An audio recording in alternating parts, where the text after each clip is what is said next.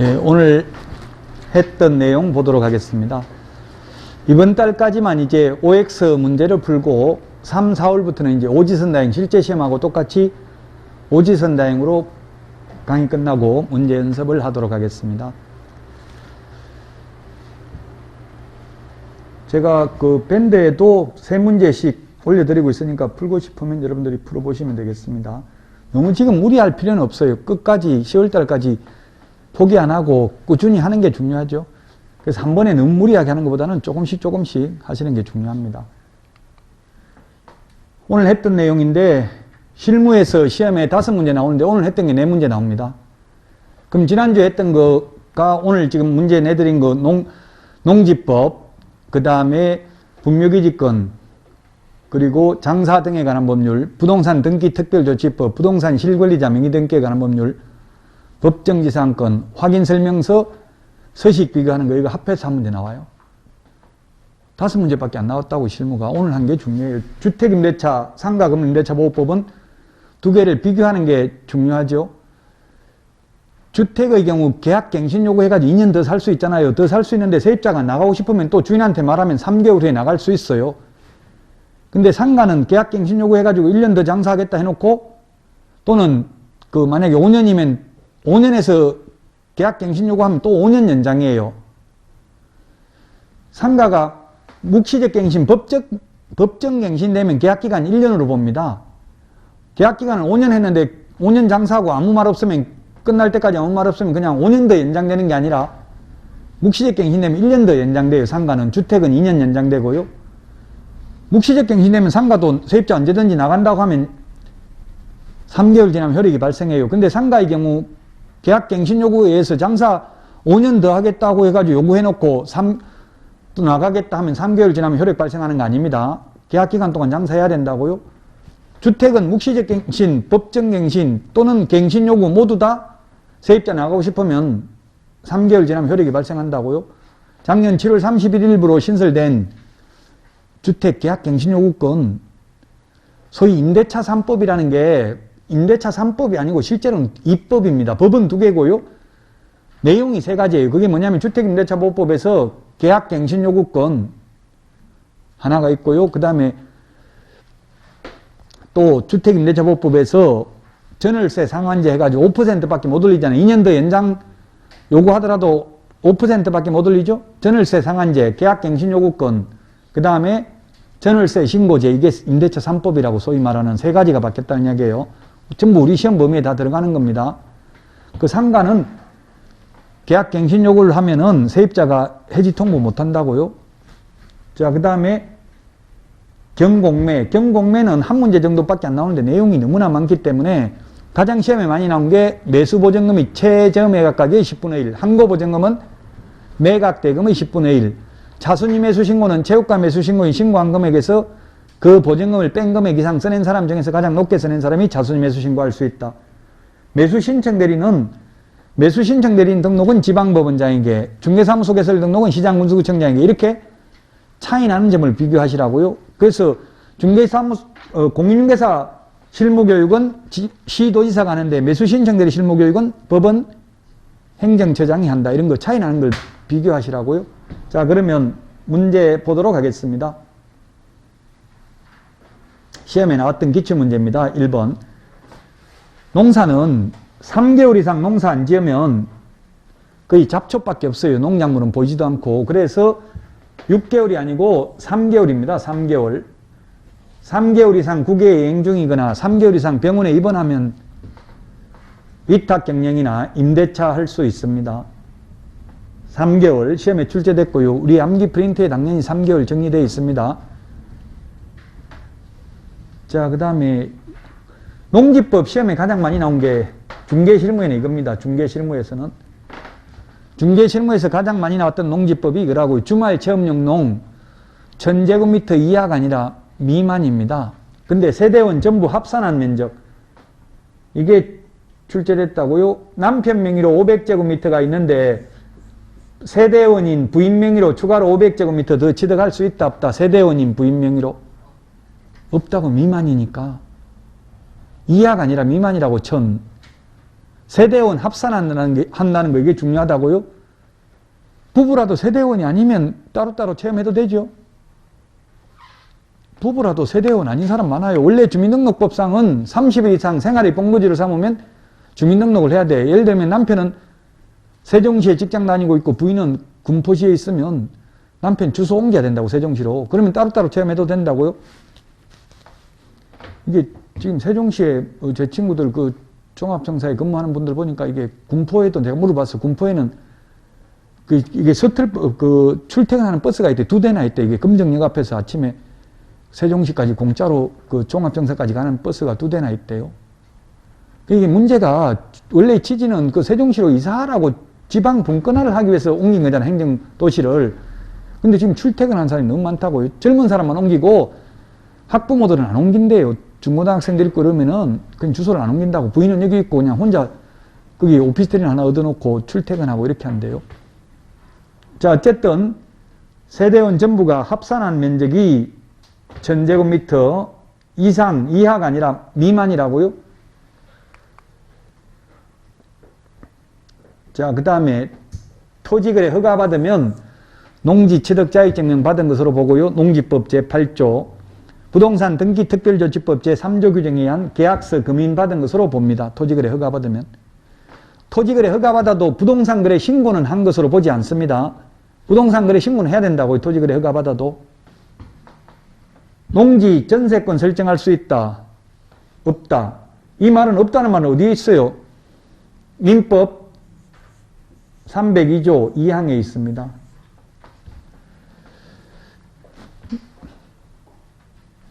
민법에 있다고요? 농지는 전세권을 설정할 수 없다고요? 민법에 있다, 민법.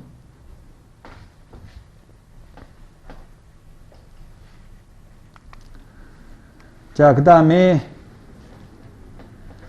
농지 전용 협의를 완료한 경우는 농지취득자격증명 안 받습니다. 상속도, 시효취득도 농지취득자격증명 안 받습니다. 그런데 전용 협의는 안 받는데 전용 허가, 전용 신고, 그 다음에 주말 체험용 농, 학교가 실습용 농지로 취득하는 경우는 농지취득자격증명 받아야 됩니다. 단 농업경영계획서 제출은 안 합니다. 농업경영을 직접 할 건 아니니까. 농지법에서는 주말 체험이 가장 많이 나왔다고, 중개실무에는. 전용 협의라는 것은, 협의는 같은 국가, 공공기관, 공공단체만 협의할 수 있고요. 개인은 협의하는 게 아니라 허가받아야 돼요. 그래서 이게 대권 후보들은 전부 다 이게 농지법 위반이라고, 농지법 위반, 분묘기지권 위반이라고 다 뉴스에 나왔어요. 이낙연 전 총리도 보니까 농지법 위반, 그 다음에 장사등에 가는 분들 위반으로 고발당했더라고요. 농지법 위반은 뭐냐면 자기 동생 밭에다가 부모님 묘를 설치했나 봐요. 보통 그렇게 많이 하잖아요, 시골에서. 그럼 농지법 위반이 농지 전용 허가 안 받고 했기 때문에, 전용이라는 다른 용도로 쓰려면 허가받거나 신고해야 된다고요. 농지법 위반.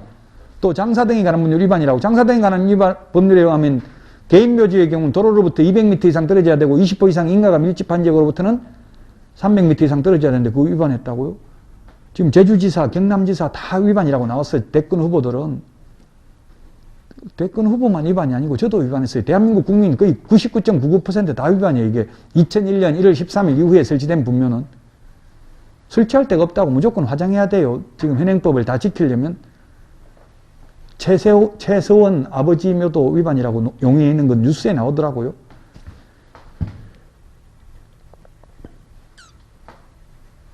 자, 그래서 전용 협의는 안 받아도 되고요. 전용 허가, 전용 신고는 받아야 된다는 것 주의하셔야 됩니다. 공법에 잘 나옵니다. 농지법에. 공법에서 가장 점수 받기 좋은 게, 고득점 해야 되는 게 건축법, 주택법 7문제씩, 농지법 2문제 하면 16문제예요. 국토의 계획 및 이용에 관한 법률보다 더 범위는 좁은데 시험은 많이 나온다고요. 최고 점수 받기 좋은 곳입니다. 공법에서 판례가 나온다면 6번 이거 하나밖에 없습니다. 즉 농지 취득자격증명을 못 받았다고 계약이 무효는 아닙니다. 법률행위 효력 요건은 아닙니다. 단지 소유권 이전 등기할 때 첨부해야 될 서류입니다. 한국자산관리공사 캠코 공매에서 농지취득자격증명 못 받아도 공매 절차 취소되지 않습니다. 다만 경매는 농지취득자격증명 못 받으면 경매 절차 취소됩니다. 경매 절차 취소돼도 보증금 내는 거 안 돌려줘요. 10% 낸다고 했잖아요. 그러니까 농지인지 아닌지 본인이 가서 현장 답사해보고 입찰에 참여해야 된다고요. 농지인 경우는 농지취득자격증명 다 내준대요. 근데 농지가 아닌 경우 안 내준다고요. 그럼 안 내주는 게 대표적인 게 뭐가 있냐면은 저수지인데 공부에는 답이라고 돼 있는데 가보니까 저수지에 실제 논이 아니고 농사 지을 수 없는 땅이죠. 근데 전이라고 돼 있는데 밭, 전자죠. 밭이라고 돼 있는데 가보니까 그 밭에 묘밖에 없는 거예요. 그럼 농사 못 짓잖아요. 밭이라고 돼 있지만. 그런 경우 농지취득자격증명 안 내준다고요. 시골에 가보면 밭에 묘 많이 설치해놨잖아요.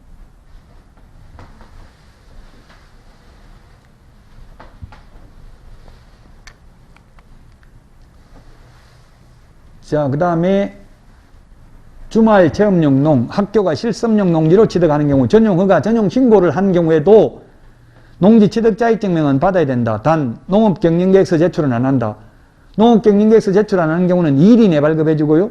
농업경영계획서 제출하는 경우는 4일 이내 발급해 주죠. 매각허가결정은 아까 제가 경매에서 안 했는데 매각일로부터 일주일 안에 매각허부결정을 합니다. 그 일주일 안에 그 매각허부결정, 매각허가결정 기일까지 농지취득자격증명 제출해야 되고요. 제출 안 하면 매각불허가결정이 납니다. 제가 경매 절차를 취소한다고 했는데 불허가결정이 나죠. 불허가결정 나오면 뭐 허가 못 받으니까 취득할 수가 없는 거죠. 이거 시험에 많이 나왔습니다. 주말 체험용 농은 왠지 농지취득자격증명 안 받을 것 같잖아요. 주말 체험용 농, 농지 전용 허가, 전용 신고를 한 경우 학교가 실습용 농지로 취득하는 경우에도 농지취득자격증명 받아야 된다. 대학교 농대, 서울농대는 수원에 옛날에 있었잖아요. 그 실습용 농지가 많아요. 대학교 같은 경우는. 그런 경우도 농지취득자격증명 받아야 됩니다. 8번 이것도 시험에 출제되는데요. 농지는 원래 임대차가 원칙은 안 된다고 했죠. 임대차, 사용대차, 위탁경영이 안 되는데 원칙은 예외적으로 가능합니다. 그러면 임대차 계약을 예외적으로 할 때는 서면 계약을 원칙으로 한다. 맞습니다. 민법에서는 서면으로 해야 된다. 문서로 해야 된다. 무조건 X라고 했죠. 민법 시험은. 농지법에서는 서면 계약을 원칙으로 한다라고 되어 있습니다.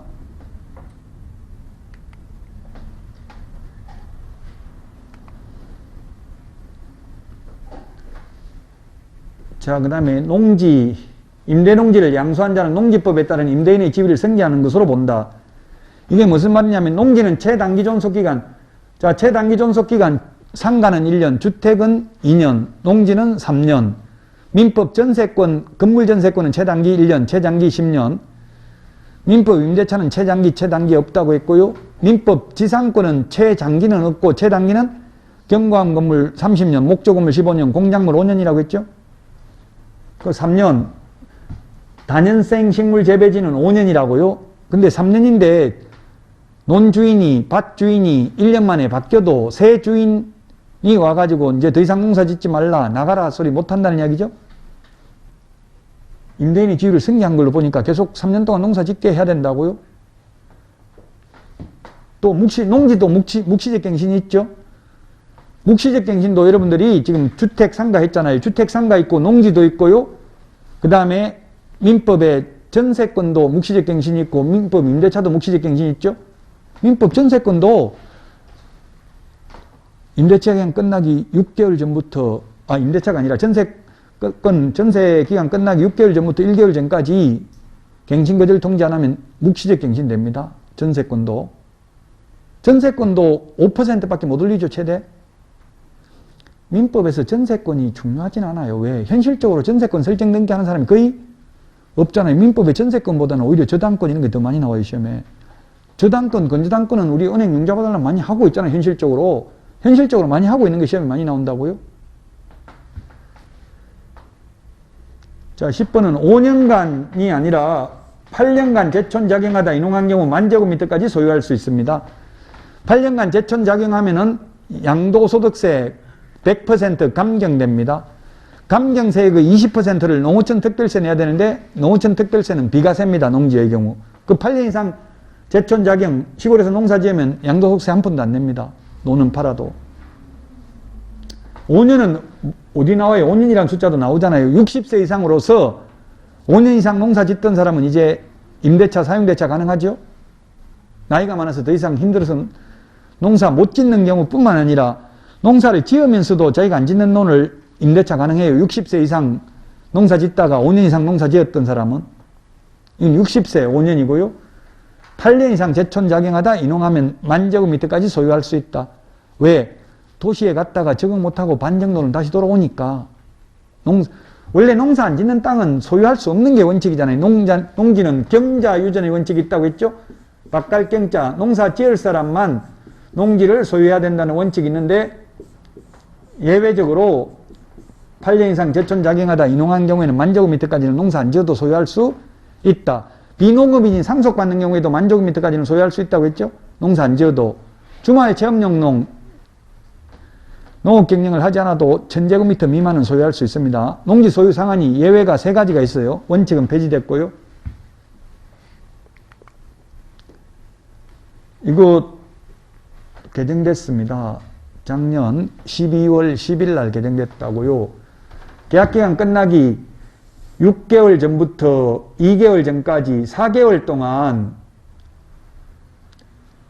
계약갱신 요구하면, 세입자가 계약갱신 요구하면 주인은 또 2년 더 보장해 줘야 된다고요.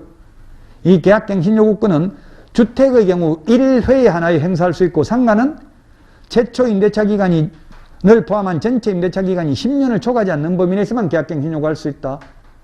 그래서 제가 아까 이야기했잖아요. 상가는 처음에 6년 계약했으면 이제 계약갱신 요구권 행사 못 한다고요. 그럼 처음부터 해가지고 10년 넘잖아요. 합하면 12년 되니까.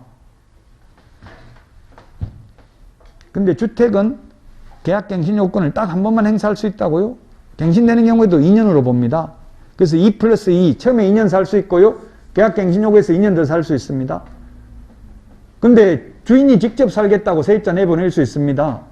주인 직접 안 살아도 직계, 존속, 비속 산다고 나가라고 할 수 있어요. 근데 배우자 산다고 나가라 소리는 못해요. 왜? 배우자는 보통은 같이 사는 게 원칙이잖아요. 배우자 살아야 된다. 배우자가 굳이 다른 집에 살 필요 없잖아. 그냥 부부 같이 살면 되지. 근데 자식이 결혼해가지고 지금 비속은 밑으로가 비속이잖아요. 자식, 손자, 정손자, 고손자가 비속이죠. 존속은 아버지, 할아버지, 정조 할아버지 살아야 된다. 나가라고 할 수 있다고요. 배우자 산다고 나가라 소리는 못해요.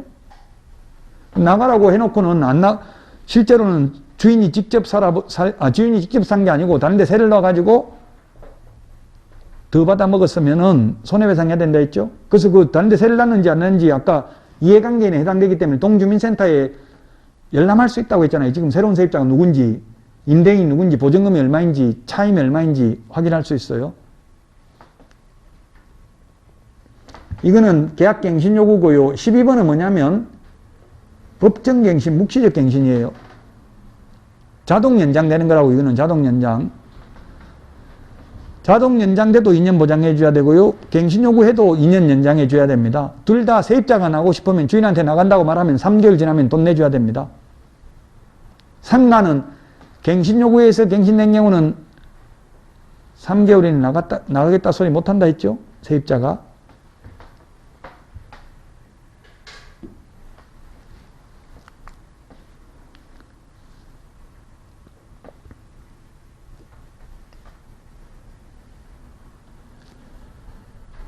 주택의 경우 갱신 요구에 의해서 갱신되더라도 세입자가 나간다고 하면 3개월 지나면 효력이 발생합니다. 묵시적 갱신도 동일하다 했고요.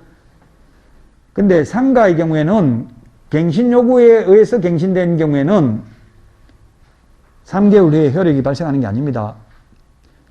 예를 들면 5년 계약했는데 상가가 5년 계약했다가 갱신 요구해서 5년 더 연장받을 수 있죠. 합하면 10년 아니니까. 그럼 5년 더 연장했는데 5년 계약해놓고 나는 나가겠다 하면 3개월 지나면 효력 발생하는 거 아닙니다. 상가는. 주택의 경우에는 둘 다 3개월 지나면 효력 발생한다고 했죠. 이게 좀 어려울 수 있어요. 상가도 묵시적 갱신, 법정 갱신 되는 경우는 세입자가 나가겠다고 하면 3개월 지나면 효력 발생합니다.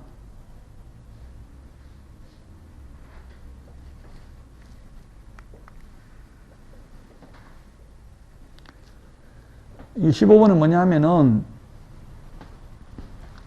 계약갱신 요구를 주택에 대해서 세입자가 했는데 주인이 난 주인 직접 들어가 살 거다 나가라 해놓고 주인 직접 안 살고 다른 데 세를 놓으면 다른 데 세를 놔야 되죠. 이거 인터넷에 엄청나게 질문 많이 하고요. 또 유튜브는 가짜 뉴스도 많아요. 그 유튜브에 그런 게 있대. 저는 유튜브 본 적은 없는데 그런 유튜브를 예를 들면 이게 그러면 세입자 내보내고 주인 직접 산다고 내보내놓고 단 하루만 살고 팔아버리면 손해배상 해야 되는가 묻더라고요. 인터넷에는 유튜브에는 해야 된다고 돼 있는 게 많이 있대요. 한 6개월 이상은 살아야 된다. 근데 법에 그런 게 없어요. 며칠 살면 인정된다 그런 말 없어요. 지금 다른 데 세를 놔야 된다고요. 제3자에게 임대한 경우 이렇게 돼 있잖아요. 세 안 놓으면 다른 데면 다른 데 세를 안 놨다면 하루만 살았든 이틀만 살든 상관없어요. 아직까지 물론 판례는 없습니다. 세입자 내보내놓고 그 중요한 거는 이제 세입자 내보내놓고 하루를 살든 이틀을 살든 돈이 있어야 가능하지. 돈 없으면 그 보증금 내줄 돈이 없잖아요. 세입자. 근데 거의 전세자금 대출은 해주나 봐요. 그 세입자들 보증금 내주려고 대출하면 잘 해주나 봐요. 주인이 이제 세입자 돈을 내줘야 되는데 돈 없으면 그 세입자 돈 내주려고 대출이 되나 봐요. 그러니까 대출 받아가지고 그냥 세입자 내보내고 비워놨다가 한 달 있다 팔아도 상관없어요. 다른 데 세를 안 놨잖아요. 다른 데 세를 놔야 손해배상 해준다고요. 손해배상 해야 된다고요. 이게 돼 있잖아요.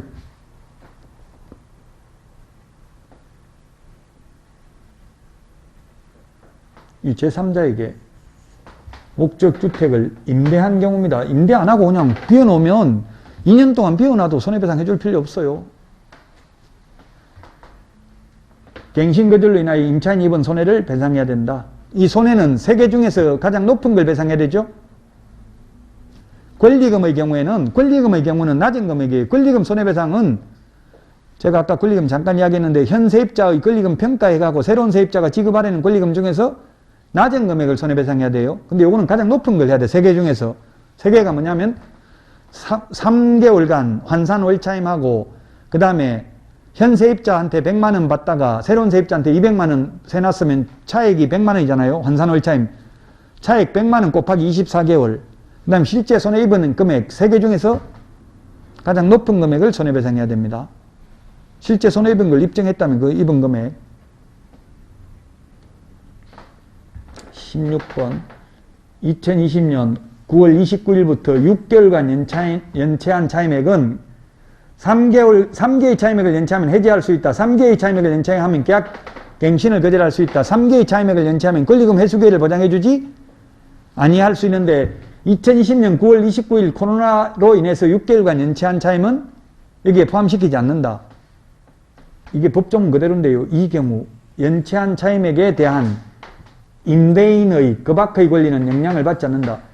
이거 세 개에만 영향을 받는다고 해지 못하고 갱신거절 못하고 권리금 회수기에 보장을 해줘야 되지만 다른 권리는 영향을 받지 않는다. 이 말은 뭐냐면 연체이자 다 받아낼 수 있다는 이야기예요. 옛날에 나중에 6개월간 연체한 차임액에 대한 연체이자까지 다 받을 수 있다는 이야기입니다.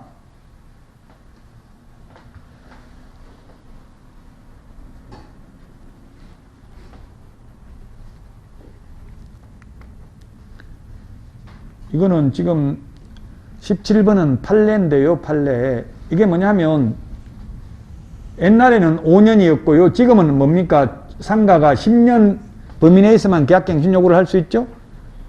자, 그러면 이게 뭐냐면 10년, 지금 10년이잖아요. 상가 임대차는 최대 10년까지만 보장해 주잖아요. 그럼 세입자가 10년간 장사했어요. 10년 지나고 내보낼 때도 권리금 회수 기회를 보장해 줘야 되냐고요. 안 해주고 그냥 이제 계약기간 끝났으니까 그냥 나가라고 할 수 있냐고요. 10년 지났다면. 틀리도 되니까 빨리 말해보라고. 그냥 내보낼 수 있다고? 예, 안 됩니다. 그냥 내보낼 수 없고요. 권리금 회수 기회는 줘야 된다고. 물론 주인이 돈 내주라는 게 아니라 새로운 세입자 데려와서 이 사람하고 제가 권리금 계약 체결할 테니 주인께서는 이 새로운 세입자하고 임대차 계약 체결해 주십시오 하면 정당한 사유 없이 거절 못한다고요. 10년이 지나도 20년이 지나도 100년이 지나도 마찬가지라고요. 판례가. 다만 이제 이거는 이 판례는 뭐냐면 10년 지나가지고 그 당시는 이 판례는 요 당시 판례는 10년이 아니고 그때는 5년이었어요. 그 당시는. 지금은 10년이죠. 그 당시는 5년이었는데 이 판례에 하면 5년 지나서 이제 새로운 세입자 데리고 올 테니까 권리금 회수기에 보장해 주시오. 주인한테 이러니까 주인이 너 이제 5년 끝났으니까 내가 이게 커피숍에 있어요. 내가 직접 장사할 테니까 나가라. 이렇게 한 거예요. 5년 다 끝났으니까. 그러니까 아예 새로운 세입자 데리고 오지도 않고 바로 손해배상 청구를 했다고요? 그 판례는 새로운 세입자를 꼭 데려와야 되는 건 아니다. 왜? 주인이 명백하게 거절의 의사표시를 했으니까 세입자 데려와봐야 계약 안 할 거 뻔하잖아요. 내 주인이 직접 장사한다 했으니까. 그럼 손해배상 해야 된다는 이야기예요. 새로운 세입자 안 데리고 와도. 요 사건 번호 이걸 갖다가 여러분이 그 대법원 종합법률정보에 가면 되고요. 아니면 법제처 국가법령정보 어플 다운받은 거 있잖아요. 거기 확인해 봐도 이게 사건 번호. 그러니까 100년을 장사했던 10년을 장사했던 무조건 나갈 때는 권리금 회수기에 보장해 줘야 된다고요. 10년 지나도. 그런데 세입자한테 주인이 직접 장사한다 이런 말 하면 안 되겠죠. 가만 내버려 두면 6개월 동안 새로운 세입자 못 데리고 오면 그때 그냥 내보내면 되잖아요. 그 계약기간 끝날 때까지 못 데리고 오면 그냥 나가라고 하면 된다고요. 그냥 물론 나가라고 하면 안 되고 최소한 1개월 전까지 갱신거절 통지를 해야 되겠죠. 이제 나가라. 새로운 세입자 데리고 오든지 나가라. 더 이상 계약 나하고는 안 하겠다. 이렇게 해야 되겠죠. 가만 안 하면 또 묵시적 갱신 되잖아요. 묵시적 갱신은 10년, 12년 돼도 12년 되고 끝났는데도 아무 말 안 하고 가만히 있으면 또 1년 더 연장되는 거예요. 반드시 주인이 말해야 된다고. 나가라. 말 안 하고 있으면 묵시적 갱신 되면 나갈 소리 못해 이제. 너무 말이 길어서 제가 다 안 읽었는데 그 여러분들 프린트에 있잖아요. 이거 보시면 이거는 결론은 5년이 지나든 10년이 지나든 무조건 권리금 회수기는 보장해 줘야 되고요. 이제 주인이 직접 장사하겠다. 그럴 뿐이면 새로운 세입자 데려올 필요 없이 바로 손해배상 청구하면 손해배상 해줘야 된다. 이게 아마 판례가 3천만 원인가 커피숍 시설비 들어간 거 3천만 원 정도 해주라고 나왔던 것 같아요. 18번 매수가격. 매수가격은 뭡니까? 입찰가, 응찰가, 매수가격 같은 말이에요. 자기가 써낸 금액이 10% 내는 게 아니라 최저매각가격이 10% 낸다. 이게 시험에 가장 많이 나왔다고 했잖아요. 경매에서는. 항고보증금은 매각대금의 10%, 10분의 1입니다. 항고보증금은 매각가격의 10분의 1, 매수보증금은 최저매각가격의 10분의 1이다.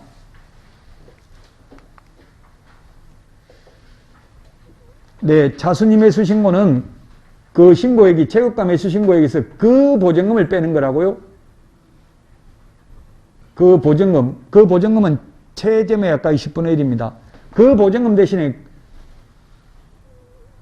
최고가 매수 신고액에서 자기가 써낸 금액의 10% 하면 X입니다. 써낸 금액이 10%가 아니라 최저매각가격이 10% 또는 그 보증금이 최저매각가격이 10분의 1이잖아요. 10분의 1이나 10%나 같은 말이잖아요. 물론 법조문에는 10분의 1이라고 돼 있어요. 10%라고 안 돼 있고. 이게 민사집행법 제114조 제2항에 있으니까 한번 법제처 국가법령정보를 통해서 확인해 보시면 되겠습니다. 20번입니다. 매수신청대리 실무교육은 대표이사만 받는다고 했죠. 임원이나 소속공개사는 매수신청대리를 못하니까 받을 필요 없습니다. 중개실무교육은 모든 임원, 사원, 전원 및 분사무소 책임자도 받아야 되죠.